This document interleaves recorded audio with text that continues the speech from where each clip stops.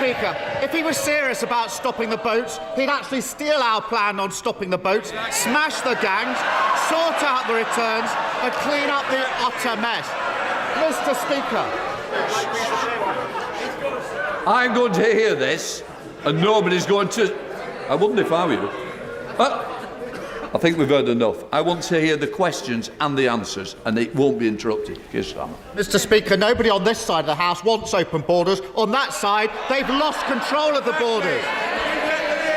Now, he's promised the country that this bill will stop all small boat crossings. No ifs, no buts. Sounds like more talk. So in the interest of adequate action, when will he achieve that? Well, Mr. Speaker,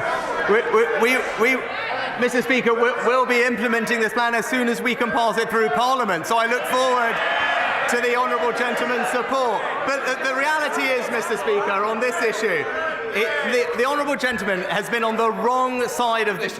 Prime Minister, Mr. Stafford, if you don't want to hear him, you can go and have a good cup of tea, nice and strong, I suspect. But I will hear him, Prime Minister. Mr. Speaker, the honourable gentleman has been on the wrong side of this issue his entire career. He described all immigration law as racist. He said it was a mistake to control immigration. And he has never, ever voted for tougher asylum laws. It is clear, Mr. Speaker, while he's in hock to the open border activists, we're on the side of the British people. Mr. Speaker, when I was in charge of prosecutions, I extradited countless rapists, and the conviction rate for people smuggling was twice what it is today. I voted against his legislation last time because I said it wouldn't work. Since it became law, the numbers have gone up. He's proved me right. He should be apologising, not gloating. The Prime Minister says they will detain people who aren't eligible to claim asylum here and then return them. Well, they already tried that under the last legislation. Last year, 18,000 people were deemed ineligible to apply for asylum. That's the easy bit, the talk. But as for the action, Prime Minister, how many of them have actually been returned? Mr. Speaker, as a result of the plans we brought forward, we have almost doubled the number of people returned this year. But he talked about laws. He talked about. I think the front bench needs to be a little quieter because I want to hear, and I don't need you joining in. Our constituents want to hear the importance of Prime Minister's questions, both the questions and the answers. Show our constituents the respect they're due. Come on, Prime Minister. Mr. Speaker, he asked about arrests. He asked about our laws. Actually, when I was in Dover yesterday talking to our law enforcement officials, what did they tell me? Precisely because of the law that the Conservative government passed last year, they have now been able to arrest more than double the number of people they did before.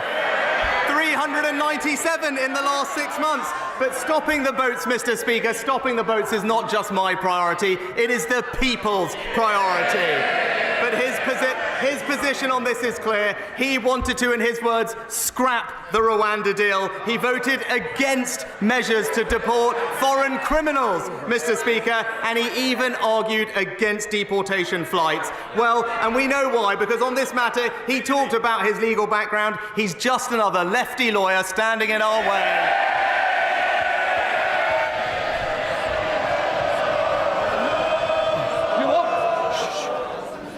We'll continue. When you keep shouting, it prolongs, and some of you are trying to catch my eye. When you're disappointed, I don't want any complaints. Let's get through these questions so we might get some backbenching. Mr. Speaker, all that nonsense because he doesn't want to answer the question. Because he knows what the answer is. The number is 21. I thought he was a man of detail. 21 people out of the 18,000. And what happens to the rest? They sit in hotels and digs for months on end at the taxpayers' expense. Last year, he promised to end the hotel farce. That's the talk. But because of his mess, there are thousands of people who can't claim asylum and can't be returned. So where does he actually think they're going to end up? Mr. Speaker, he talks about the pressure on our asylum system, right? We've actually got a clear plan to stop people coming here in the first place. Mr. Speaker, Labour have absolutely no plan on this issue because they simply don't want to tackle the problem. We introduced tougher sentences for people smugglers. They opposed it. We signed a deal with Rwanda. They opposed it. We are deporting foreign offenders as we speak. They oppose it. Hold on.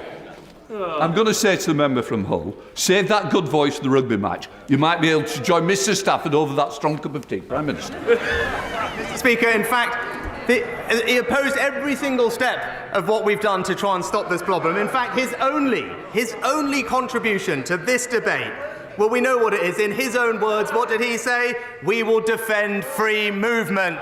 That's the Labour Party for you, Mr. Speaker.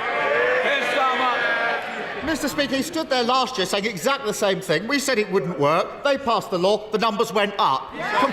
Absolutely deluded. He can't say where they'll return people because they spent 140 million on Rwanda and it doesn't work.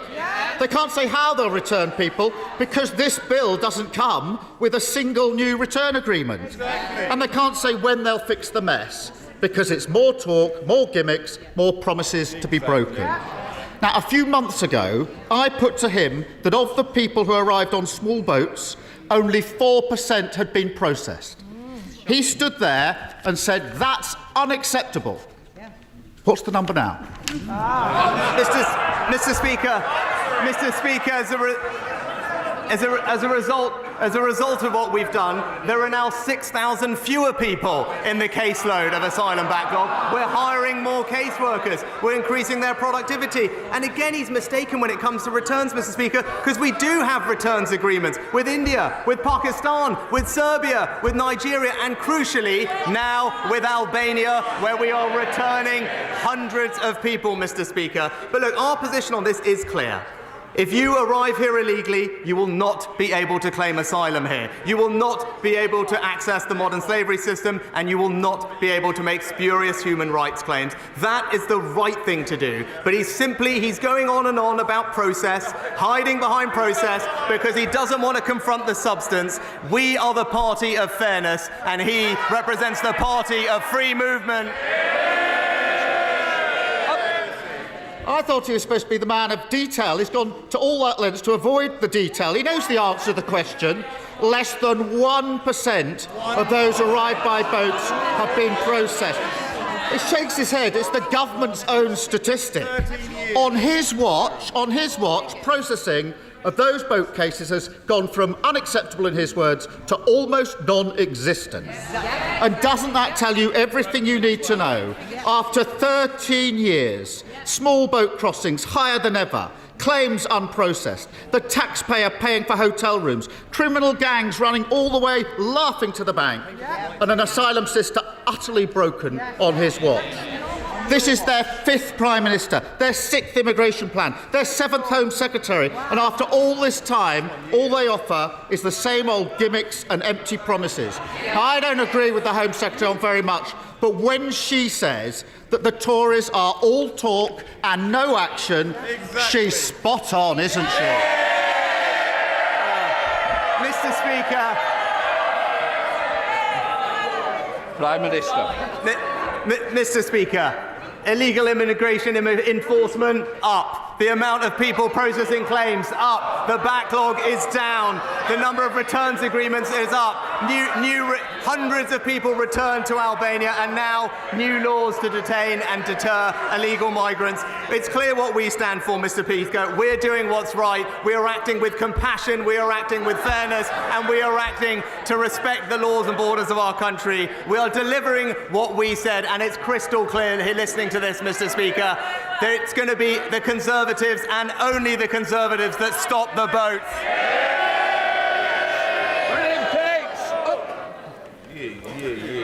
Thank you, Mr. Speaker.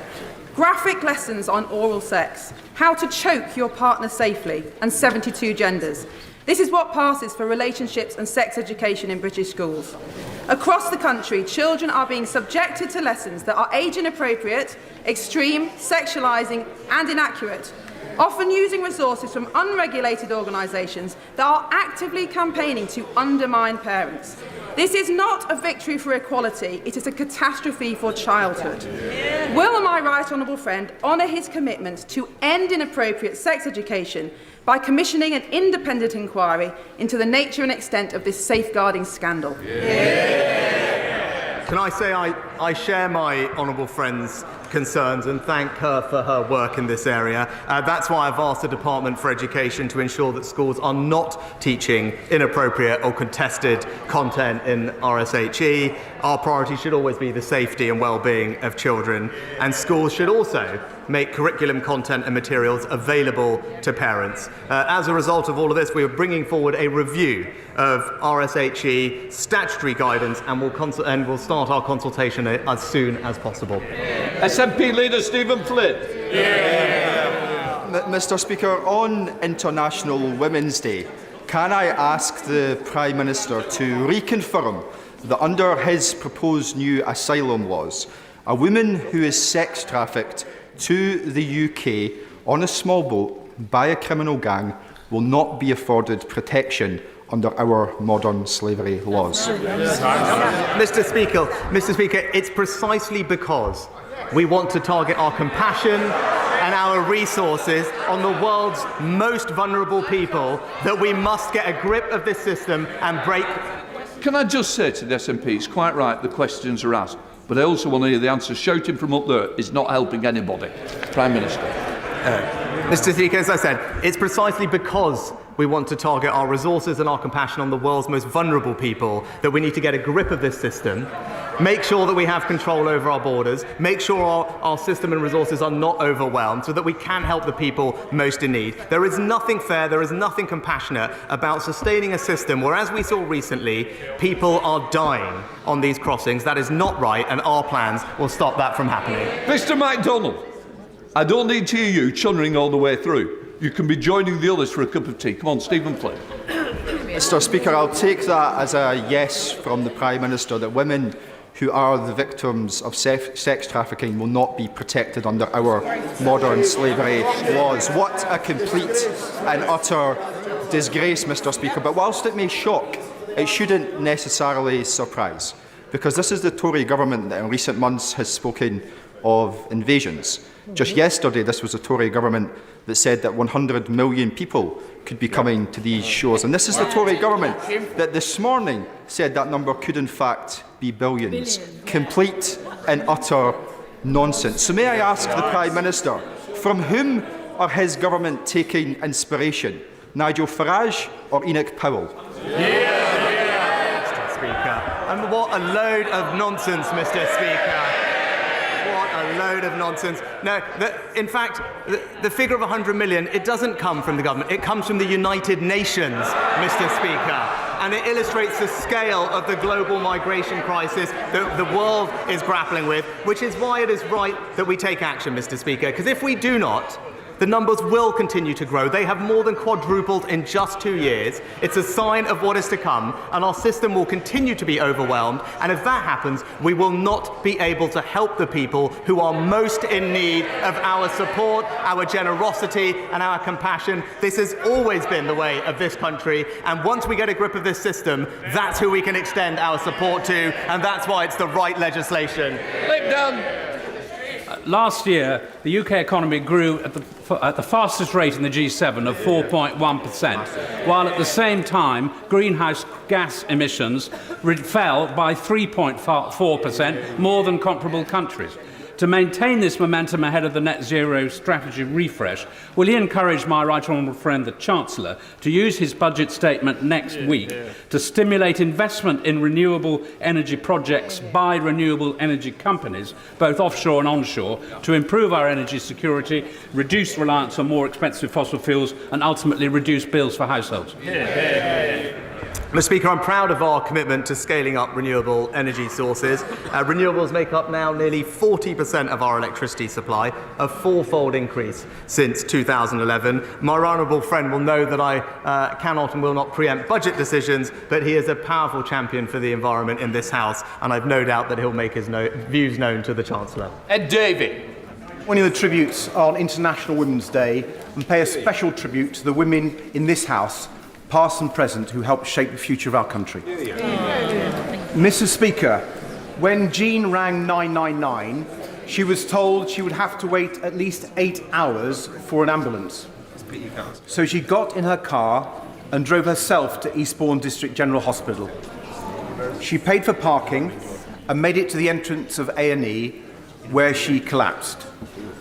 Jean died an hour later. Mr. Speaker, no one should lose their mother or grandmother like that. So will the Prime Minister apologise to Jean's family and to all those who've lost loved ones due to the government's appalling ambulance delays? Well, Mr. Speaker, of course, my thoughts and condolences go to Jean and Jean's family for what's happened. It's absolutely right that we continue to make progress on improving the performance in urgent and emergency care. We outlined plans to do this just the other month, and I'm pleased to say that we are seeing performance improve, whether it's waits in A&E or ambulance performance times, a considerably marked improvement over the last several weeks compared to the peak pressures that we saw over the winter due to COVID and flu. And because of the investments we're putting in more ambulances, more doctors and nurses, and more discharge, I'm confident that we will continue to make progress to getting the care that we all expect and need to see. Joe Gideon. Thank you, Mr. Speaker. Since its release earlier this year, the heartwarming and inspiring story of Dave Fishwith's journey to set up a community bank has quickly risen to be one of Netflix's top films. Last week in the Chamber, I called for more initiatives, such as the Bank of Dave, to support local communities across the UK. Does the Prime Minister agree with me that financial inclusion is an essential part of levelling up opportunities in our communities? And will he meet with me and Dave to discuss how we can replicate his success story in other areas such as Stoke-on-Trent?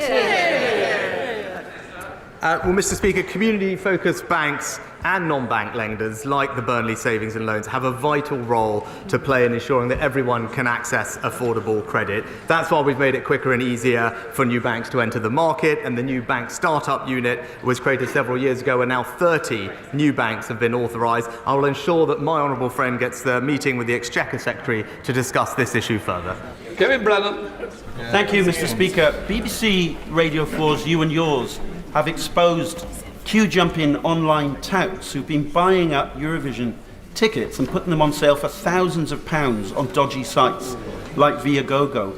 In this year, when we are hosting Eurovision on behalf of war-ravaged Ukraine, this latest example of rampant rip-off culture in Tory Britain is particularly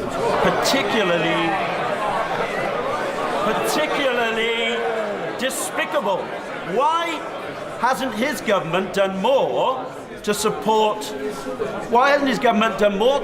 genuine fans over the rip-off merchants, the spivs and the ticket touts? Well, Mr. Speaker, actually, we will continue. We have put in place measures to combat ticket touting. I'm happy to look at the documentary that he mentioned and make sure that we're doing everything we can do, and I'll talk to the Home Secretary about it. But more generally, it is a source of enormous pride for us to host Eurovision. I know it's something that everyone is looking forward to, and we should ensure that there is the broadest possible access to seeing that, and we'll do everything we can to make sure that that happens. David Davis. Mr. Speaker, in the aftermath of 9/11, the British government signed an extradition treaty with the United States with the intention of covering terrorism and violent crime. Since it came into force in 2003, the US has extradited 83 people to the UK. We've sent 225 to America, and 3/4 of those have been for non-violent and largely white-collar alleged crimes. There's a fundamental unfairness at the heart of our extradition treaty, and it was shown by the fact that Anna Sakoulas refused to come to face trial for the killing of Harry Dunn. The unfair treaty is compounded by an American system which coerces British citizens and gives them an unfair trial. In the last 2 decades, the American policy has been rather like an international commercial policy. Correcting this is important. Will the Prime Minister look at this treaty with a view to correcting this parity of justice? Well, Mr. Speaker, I thank my right honourable friend for his question. Obviously, it's in our national interest to have effective extradition relationships, and under the treaty we have with the US, we've secured the extradition and subsequent conviction of terrorists, murderers, rapists, and child sex offenders. I'm happy to meet with him to discuss this issue further. As he knows, the US has refused, I think, one UK extradition, and the US has refused one UK extradition request, and the UK has refused 27. But I know that he has concerns, and I'd be happy to meet him to discuss this further. Thank you, Mr. Speaker. There's a stark correlation between areas off the gas grid and those with the highest rates of fuel poverty. It's worse in Scotland, ironically, in those areas closest to the national gas reserves in the North Sea, but also in urban deprived areas where multi-storey flats are deprived of the ability of having natural gas. Being off the gas grid means that you're dependent on currently unregulated fuels such as heating oil that have risen far faster than electricity and gas, or being dependent upon old and inefficient and very costly all-electric systems. Will the Prime Minister end this by ensuring that all fuels are regulated, and also by ensuring that these households that are all electric are able to get the alternative fuel payment? Mr. Speaker, as someone who represents a rural constituency with many people off gas grid, I appreciate the concern the honourable gentleman raises, but that's why that's always been uppermost in the government's mind as we've designed and implemented our support for people with energy bills, notably doing that based on electricity meters rather than gas, but also putting in place the alternative fuel support payment of £200, and we're making sure that that gets to everyone who needs it. Richard Bacon. Mr. Speaker, the adjustments to the dental contract last November were a very welcome step, but there is more work to do. Will the Prime Minister therefore keep this area under the very closest review to ensure that constituents such as mine in South Norfolk and those of other honourable members get the best possible dental care? Well, Mr. Speaker, my honourable friend raises an excellent point, and I can tell him that we are continuing to invest in NHS dentistry, £3 billion a year, but we've also enabled practices to do 10% more activity on top of their contracts and remove the barriers so that hygienists and other therapists can continue to work to their full skill set. The number of NHS dentists has increased by about 500 over last year, and we'll continue to work with the sector to see what more we can do. Rosie Duffield. Thank you. Thank you, Mr. Speaker. As today is International Women's Day, does the Prime Minister agree with me that voters in the run-up to May's local elections have every right to ask candidates who are standing for a position of responsibility in local government questions relating to women's rights? And does he believe that as representatives of their political parties, all candidates must answer those questions honestly, politely and with respect while standing on a voter's doorstep? Well, Mr. Speaker, the honourable lady makes an excellent point, and I wholeheartedly agree with her. These are important questions. Voters deserve to have clear and straightforward answers to them, and I hope that she can continue to put her campaign forward. She'll have my full support, and I hope in the local elections we can debate these issues in the way that they should be. Chris Watts. Thank you, Mr. Speaker. Last weekend I had the pleasure of being auctioned off for the Conservative Women's Organisation. On this International Women's Day, will my right honourable friend join me in paying tribute to the excellent work the CWO do to get more women, Conservative women, into politics, and pay tribute to all the remarkable women who support us in the work we do, especially, because she's in the gallery, my mum.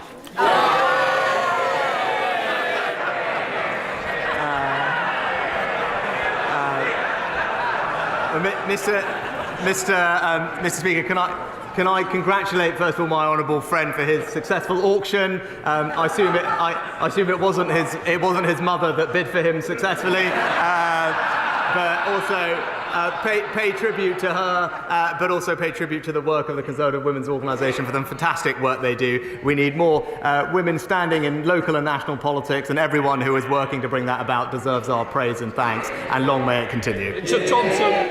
Thank you, Mr. Speaker. On today's International Women's Day, research published by pensions company Scottish Widows has shown that a woman retiring today would have to work to the age of 81 to achieve a pension fund parity with her male counterpart. And as every bit is worrying, a woman in the workplace today, aged 25, can still expect to retire with a pension fund £100,000 on average lesser than her male counterparts. Yep.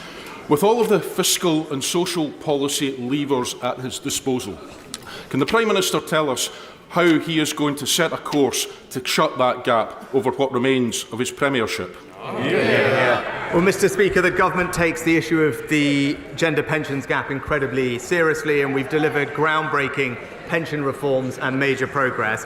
Automatic enrolment has in fact helped millions more women save into the pension, and pensions participation among eligible women in the private sector was 87% in the last available year, up from just 40% a few years ago. And we remain committed to the measures in the 2017 review, and will continue to give this issue all the attention it deserves until we can close the gap. Leonici.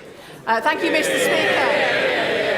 Grimsby Town Football Club has reached the quarter-finals of the FA Cup. The last time the team achieved that was in 1939, which by coincidence was the previous time that the town had a Conservative MP.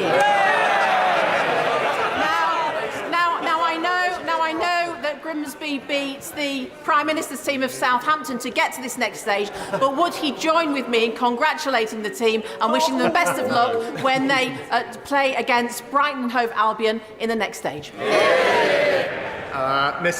Mr. Speaker, it pains me, although I will say congratulations to the Honourable Lady and Grimsby for their victory over Southampton, and I now have a new team to support in the Cup, and she'll have my full support. I wish them well against their next match and look forward to cheering her and all her colleagues on. Steve McCain. Mr. Speaker, I've heard the Prime Minister talk fondly about helping out in his mum's community pharmacy. How will he feel if 600 of them close this year because of a vicious NHS contract which takes no account of rising costs and is forcing many into bankruptcy? Mr. Speaker, I praise the work that our community pharmacies do. They're fantastic at being on the front line of delivering primary care, and as I've said previously, the government is exploring ways in which we can support them to do even more, because I think improving access to pharmacies is something that people would both welcome and would help people get the care that they need faster and more efficiently, and we'll continue to look at all the proposals that have been given to us. Kelly Thomas. For more than 2 years, an illegal waste site has been operating in the village of Borstal. Tipper lorries covering their number plates as they thunder onto the site at all hours of the day and night, blighting the lives of the residents that live directly by it and creating untold environmental damage. I thank the DEFRA team for their engagement with the Environment Agency so far, but no action has been taken. So does my right honourable friend agree with me that enough is enough and swift multi-agency action should be taken to stop and shut down illegal and criminal activity such as this? Well, can I thank my right honourable friend for raising this issue? The government is committed to tackling waste crime, and the Joint Unit for Waste Crime brings together agencies in the way that she described. I am aware she's met the local Environment Agency director about this particular issue, but I will also ensure that she gets a meeting with the relevant minister to discuss this further. Matt Rodder. Thank you, Mr. Speaker. Mr. Speaker, my constituent Ollie Stevens was just 13 years old when he was stabbed and brutally murdered in a local park just yards from his home. The two boys who attacked him had shared dozens of pictures of knives online before the attack. So could the Prime Minister explain to me why the government's removed measures to tackle this sort of dreadful online content from the Online Safety Bill? Well, Mr. Speaker, I'm very sorry to hear about the case that the honourable gentleman raises. My thoughts are with Ollie's family. He's absolutely right that we should do everything we can to tackle the scourge of knife crime, and that's why, for instance, this government brought forward new powers to improve the police's use of stop and search, which has made a major difference, and actually violent crime is now down considerably over the past few years.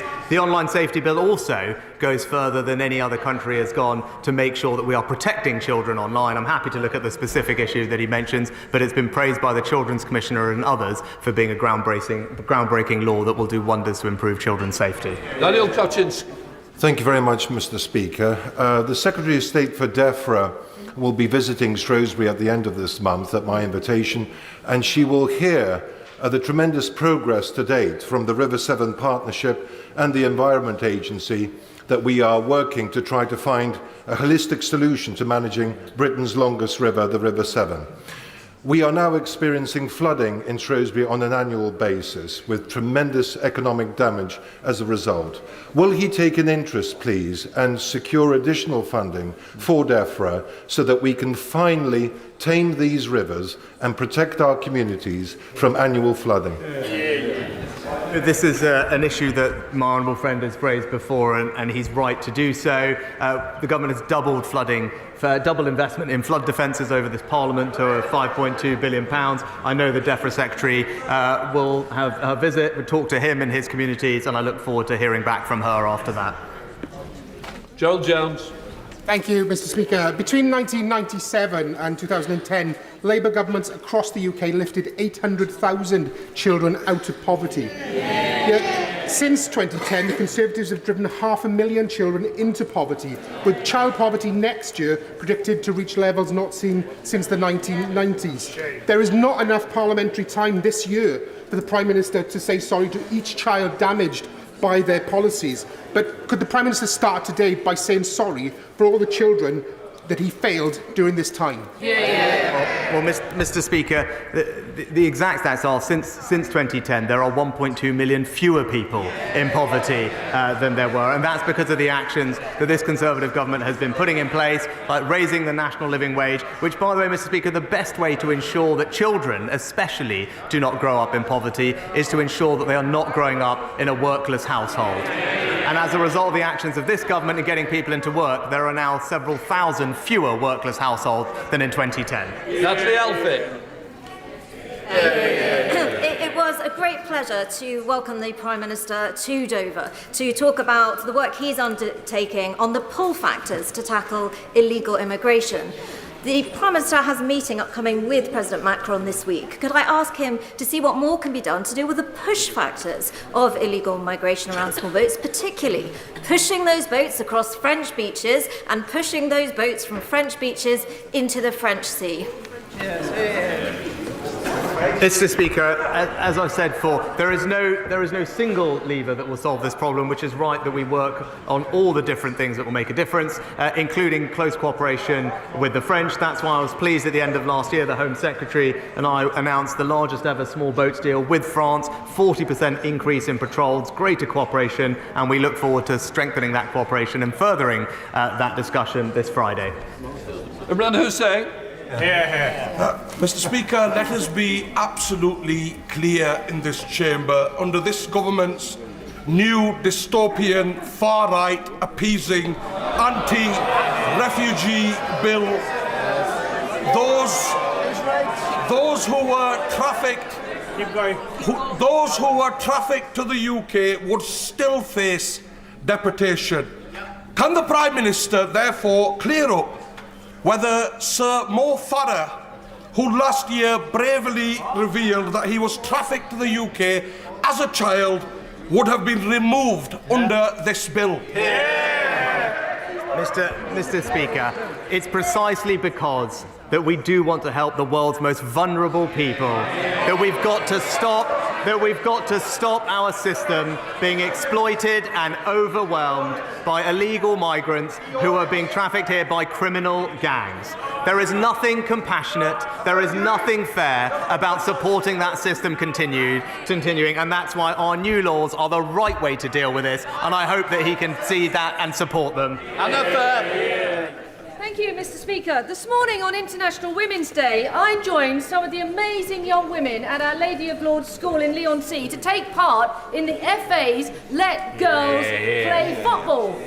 Does my right honourable friend agree that sport, and football in particular, is a brilliant way to empower young women? And would he visit Southend and celebrate some of our aspiring lionesses? Yes. Well, Mr. Speaker, my honourable friend makes an excellent point. I wholeheartedly agree with her. Hopefully I can come and visit her. She's right about the power of sport to both engage young women but also to inspire others. I'm looking forward to seeing the Lionesses later today, and the government is pleased to announce today more funding and more support for sport in schools, which I hope she will warmly welcome. Final question, Tahir Ali. Mr. Speaker, on International Women's Day, it is vital we talk about women in Indian-occupied Kashmir being subjected to rape, domestic abuse, kidnapping, forced marriage and torture by the Prime Minister Modi's extremist BJP-led government. Does the Prime Minister agree with me that the BJP government have exploited women through gender-based violence, and does he agree that the UK government should be standing in solidarity with Kashmiri women? Speaker, this government has a proud record of standing up for women and girls across the world. We have led the way in preventing sexual violence in conflict, and we're taking a lead on ensuring tens of millions of girls receive the high-quality education that they deserve in some of the poorest parts of the world. And just today, we have announced a new women and girls strategy from the Foreign Office and backed that up with £200 million more to support women's health around the world. And that continues our leadership on this issue, which will remain the case. Just let the chamber clear.